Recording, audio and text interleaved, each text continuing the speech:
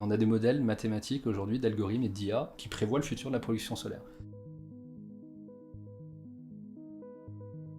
Bonjour, je m'appelle Christophe Guasguen, je suis le fondateur de la société Imeon Énergie. Je suis ingénieur électronique et aéronautique à l'origine. J'ai une expérience d'une dizaine d'années dans le domaine de l'aéronautique et des systèmes complexes, systèmes embarqués. J'ai ensuite créé un bureau d'études dans l'énergie renouvelable il y a 13 ou 14 ans, sur lequel j'ai travaillé sur des milliers de projets. J'ai travaillé essentiellement sur la production solaire, la production éolienne et le stockage d'énergie. Et j'ai décidé de créer la société Imeon Énergie en 2013 parce qu'il manquait des choses sur le marché. La gestion du stockage d'électricité était vraiment mal gérée, n'était pas bien faite. Il y avait besoin d'amélioration, il y avait besoin d'intelligence, il y avait besoin d'électronique et de logiciels. Imeon Énergie est un fabricant d'onduleurs solaires hybrides. L'idée, c'est d'être capable de convertir la production d'un panneau solaire pour la rendre exploitable sur le réseau électrique. Mais on est hybride parce qu'on gère aussi le stockage d'électricité. L'objectif, c'est pas forcément de vendre l'électricité au réseau, c'est prendre la production d'énergie et l'utiliser pour le bâtiment et de gérer le stockage. Donc Imeon fabrique un système permettant de rendre autonome des maisons, des habitations ou même des entreprises. On travaille sur des choses un peu complexes, assez complexes dans la gestion des flux d'énergie, la production solaire qui bouge tout le temps, la consommation qui bouge tout le temps, la batterie qui n'aime pas du tout ça, et on se retrouve avec des chiffres qui bougent dans tous les sens. Si on veut prolonger la batterie, sa durée de vie, c'est hyper important parce que c'est un élément clé, un élément qui coûte de l'argent, et il faut essayer de l'allonger en durée de vie. Il faut essayer d'augmenter le rendement, donc produire plus d'électricité. Et pour faire tout ça, il faut faire du calcul quasiment temps réel. Il faut être en permanence en train de calculer, de se poser la question, est-ce que je dois la charger, à quel niveau, est-ce que je dois la décharger, qu'est-ce que je fais de mon énergie solaire, qu'est-ce que je fais de la consommation. Si le réseau est pas cher, il y a des pays où les tranches d'heures, on peut payer presque 4-5 fois moins cher à certaines tranches horaires et 4-5 fois plus cher à des tranches, ce qui est le vrai prix de l'énergie en fait. Et en fait, nous on intègre tous ces paramètres, des paramètres hyper complexes, et donc il va en permanence faire de l'arbitrage pour optimiser le rendement, optimiser la durée de vie de la batterie, optimiser la facture de l'utilisateur. Et on s'est retrouvé avec des problématiques de mémoire, des problématiques de processeur.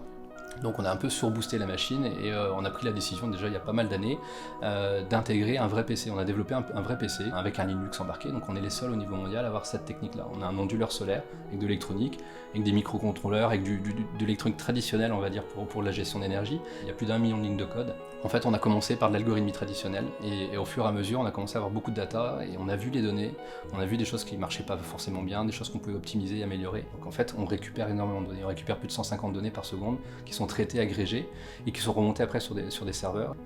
Il y a l'algorithmie traditionnelle dans l'intelligence artificielle, mais après on peut avoir du machine learning, du deep learning, il y a pas mal de couches en fait. Et on a commencé à donner à manger à la data, se former là-dessus, ça fait pas mal d'années qu'on travaille dessus. Chez nous en fait on a des personnes qui sont dédiées au traitement de cette donnée-là. On a progressé, énormément progressé, on arrive à créer des modèles mathématiques, des modèles, des petites boîtes noires, des petits neurones en fait, qui une fois qu'ils sont téléchargés dans notre onduleur, ils donnent en fait le boost au niveau intelligence, au niveau de la gestion de batterie. L'intelligence artificielle, l'intelligence qu'on donne à notre produit, notre objet qui est installé chez les personnes, dans les maisons, dans les entreprises, est embarqué dans un vrai processeur, un ARM Cortex, 8 Go de RAM. Il y a une vraie machine en fait qui calcule. Par contre, les données remontent sur des serveurs qui sont chez nous, sur Brest, qui sont sécurisés, et on traite ces données-là et on fait de l'intelligence aussi à distance. C'est-à-dire qu'on a de l'intelligence sur des serveurs distants, sur de la récupération de données, et on a de l'intelligence en local. Notre système, même sans internet, vous le mettez au milieu du désert pour alimenter un petit hôpital, ou vous le mettez dans une ville, peu importe où il est connecté ou pas connecté, il aura cette intelligence. Et si vous l'avez connecté au web, on les update, on crée des nouvelles fonctions, tous les 2-3 mois on crée en fait des nouvelles applications, des nouvelles évolutions, et puis le parc est connecté, profite de toutes ces fonctionnalités-là. S'ils ne sont pas connectés, ils mettent une clé USB, et il a comme cette intelligence en local. Donc ça veut dire qu'on a notre machine est intelligente, et on a l'intelligence aussi en distant. En distant par exemple, pour donner deux exemples concrets d'intelligence artificielle, on a travaillé vraiment sur la maintenance prédictive. Donc être capable de planifier, de dire cette machine-là, cette machine-là et cette machine-là, elle risque de tomber en panne dans 3 mois. Et aujourd'hui, on arrive à le faire. On est capable, on a une prévision sur 3 mois et tous les semaines, notre algorithme tourne. Ça, c'est sur des serveurs distants, connectés au web. Et on vient lister et on vient prévenir. On va dire à la personne, attention, il y a un souci. La batterie, pour bien la gérer, il faut savoir ce qui va se passer dans le futur. Comment je vais la charger dans 1 heure, dans 2 heures, dans 3 heures, ou comment je vais la décharger dans 1 heure, 2 heures ou 3 heures. Si on connaît le futur, on va être capable de l'adapter, d'être beaucoup plus intelligent. Et on a des modèles mathématiques aujourd'hui d'algorithmes et d'IA qui prévoient le futur de la production solaire. Donc chaque installation, chaque personne, en fait, il a un propre modèle. Il a l'information d'un partenaire comme Météo France, qu'on récupère. On utilise le panneau solaire comme une sorte de capteur de référence et on a un algorithme d'apprentissage, donc on est dans du machine learning et on améliore notre modèle de prévision et on est capable par tranche de 15 minutes de donner le futur de la production solaire. De 16h30 à 18h, tu peux allumer un barbecue parce qu'il va faire super beau, par contre à 18h15 ou 45, il va y avoir de la pluie. On a un système assez intéressant.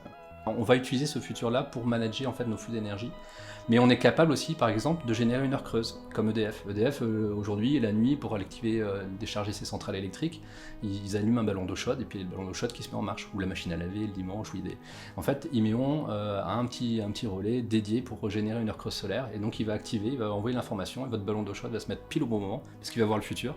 Il va dire, je vais avoir l'énergie, vous n'allez pas consommer, tac, on se met en marche. C'est particulier, mais les gens ont des habitudes, en semaine, en week-end, et on arrive à détecter ces modèles-là, ces formes, et donc on voit en fait le futur des flux d'énergie, et on arrive à faire des gestions hyper efficaces.